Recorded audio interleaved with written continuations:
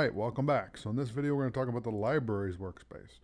So if I click on window and workspace and we go down to libraries, okay, what we get with this is we get my Creative Cloud libraries that I have. And these are libraries that I created specifically in Photoshop. However, you can make libraries in AfterEffects. And I'll show you what they look like. So I have a LearnTech library, which is just a color swatch of black. Then I have a LearnTech Plus, which is different colors that I came up with. And then my library, which has a whole bunch of swatches in it, okay? And then we also have another My Library, which has a lot of different effects and a lot of colors here. And these are my three primary colors. So I have three main colors. And the reason for that is, for LearnTech, my business is online learning, right? So the way that I identify with learning is a blackboard, a chalkboard, and even a whiteboard like what I'm showing you here. And then blue is just one of my favorite colors, navy blue. So I just wanted to add that in there as well. Okay.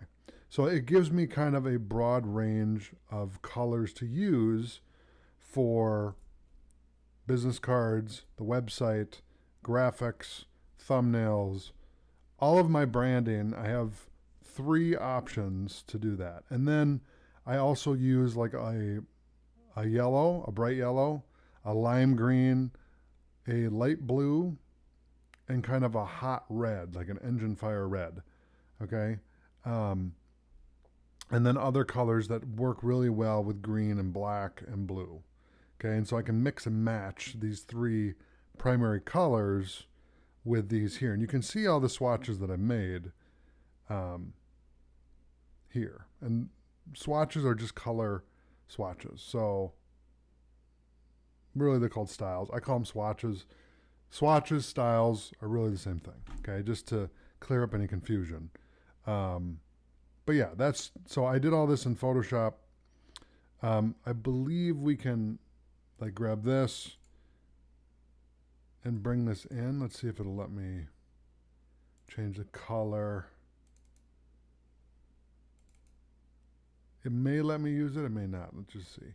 I'm going to do a new solid, okay, and we'll grab kind of the picker, and I can do that, okay. And then let's just go back, and then you can see, all right, so we use that. And then for the animation text, we can, you know, it won't let me apply anything, but I can go in and grab a different color. Okay, and I'm going to mute my speakers here.